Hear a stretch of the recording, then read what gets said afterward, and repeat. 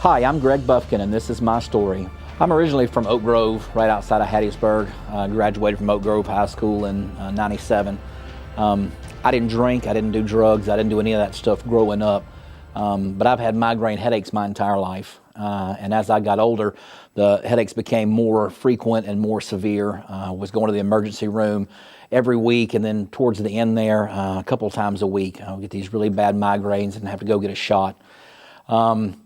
Around the time, December of '96, so I was a senior in high school, I had a migraine that started and has never stopped, so I've had it for a little over 20 years. And over the course of going to different doctors, I ended up being prescribed narcotic pain medication. And I got hooked while I was in college and was actually pastoring a church. I didn't realize at the time I was addicted, but I began taking more and more and more until eventually I got up to the point that I was taking almost 90 pills a day, taking 30 in the morning, 30 at lunch, 30 at night. I came back home from Kentucky. I was working on my master's degree at the time to go to treatment, and the treatment thing didn't work out. The doctor didn't believe I needed to be there. He thought that maybe my addiction was not what it was, and so I watched as my ministry fell apart and my marriage fell apart, both because of the addiction and some other choices I made. I had an affair while I was married and was pastoring. Skip forward a little bit, I got divorced and all that. I got remarried back in 2011, and my wife didn't know the depths of my addiction. She knew that I had battled addiction, but didn't know, to what extent. I was still using all the time. We would have fights and things like that. And then in February of 2016, I went to pick up my daughter from her weekend visitation at her father's house, and my dealer met us, and I got some pills and took them, and they were laced with Xanax and with fentanyl, and I turned south onto 49 and I blacked out, and I drove for about 20 minutes, completely blacked out, no memory of that event, and I was unconscious in the hospital for 5 days. And when I woke up, I was so delusional in my addiction that my first thought was not, I may have a problem. It was, there's obviously a problem with my dealer. I can't trust them. I need to find a new dealer. And so a week later, I was back at work. I drive big trucks for a living. I went to a different dealer to get some more pills. And it's just amazing the way the Lord works in things. The original dealer was from Hattiesburg. This guy was from Gaucher, but they had gotten their pills from the same source originally. And so I got pills that were once again laced with fentanyl and Xanax, and I blacked out while I was driving my truck down the interstate. And when I finally woke up at home 4 days later, went to the hospital, they sent me home. My wife had brought me home, and I woke up, and she said, "You don't have to go to rehab, but you can't stay here anymore.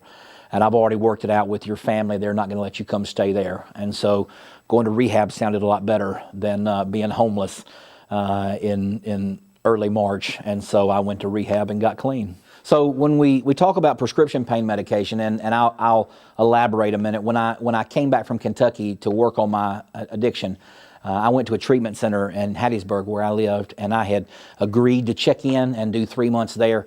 And when I went to talk to the doctor, after I had been assessed and I was there to check in, the doctor came to do a physical, and I explained to him, I said, I don't go through withdrawals.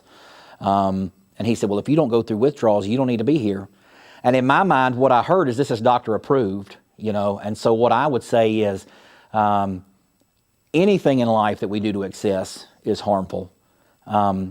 If you take prescription pain medication, like I have legitimate physical pain, and that was always the excuse I used, I hurt.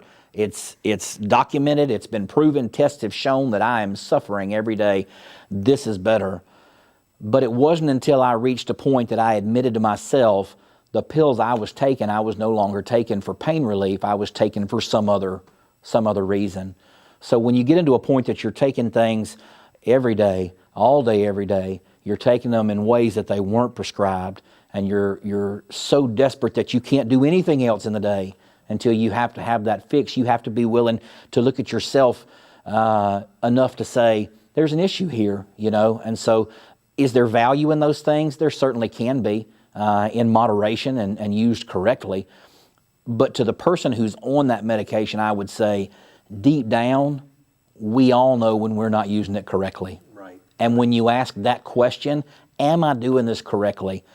You need to admit to yourself that there's a problem, or you wouldn't ask that question. So for people who are in actual legitimate physical pain, one of the first things I would say is, medically speaking, the body redevelops the ability to combat pain when you cleanse your body of that stuff. And I actually wrote my wife a letter after I had been in rehab for about a month. I still had back pain and headaches and all that stuff. I took a couple of ibuprofen, and 30 minutes later I said, wow, I actually, it's decreased, because I didn't have a system that was full of narcotics and, all the Tylenol. And I do the math sometimes, with the medication I was taking, I was taking 45,000 milligrams of Tylenol in a day. Well, it's no wonder 4 ibuprofen wouldn't touch that, because of the amount of stuff I had in my system. So when you allow your system to clean out, that's part of it. Obviously, you have the ability to change it through diet and through exercise and through things like that. There are other factors that control it. But again, I would say if you go to a physician, if you go to a doctor and you talk to them and say, hey, I can't have that stuff, give me something else, they tend to have some other options that maybe didn't sound good when you were using, but now that you're clean, they actually do make a tremendous amount of difference. So when I went to the Home of Grace, I was angry, and I had been angry at God for a long time. I had been a pastor, and I understood a lot of the theology and who God is and what God is. But God wouldn't fix me, and I was angry. And I would hear people give their testimonies about how they would be in a hotel room with all these drugs and wanting to kill themselves, and they would find a Bible, and God would speak to them and deliver them, and they would never want to use again. And that wasn't my story. And so my thought was, God, what's wrong with me? What's wrong with me that you won't allow me to get clean, that you won't take this from me, because you see my heart that I don't want to be this way anymore, destroying my family, my finances, my friendships. And so I was angry. I was very angry with God. It got to the point where the last 6 months before I overdosed, my prayers every day were, please just kill me and let's be done with it, because I'm tired of hurting the people that I love. And so I showed up at the Home of Grace, and I was angry, and I went to chapel. I showed up on Tuesday. I went to my first chapel, and I forget the speaker's name, but this guy showed up and he starts preaching about the prodigal son. And my thought was, good Lord, I've heard this sermon 100 times. I've probably preached it 10. What are you going to tell me? This is such a cliche for people in rehab. And I don't know that I heard a lot new, but he really focused on the time when the prodigal son was in the pigsty. And how offensive that was for people of that culture, and repulsive. And he said, but the problem was the son continued to go back to that day after day after day. And at any point in time, he could have stepped over the fence and walked home. But at any point in time, the father could have come and grabbed him out of the pigsty and dragged him home. But it wasn't until the son got tired and said, I'm going to step over the fence, and whatever happens, happens. And he began that journey, and then the father came running to him. And it really hit me that the Lord was saying, Greg, I've been waiting on you to do something. You want me to come in and just miraculously heal you with no effort on your part whatsoever. And now that you've committed to go and get some help, I'm right here. Now let's fix this thing. And so March of this year will be 3 years clean and sober for me.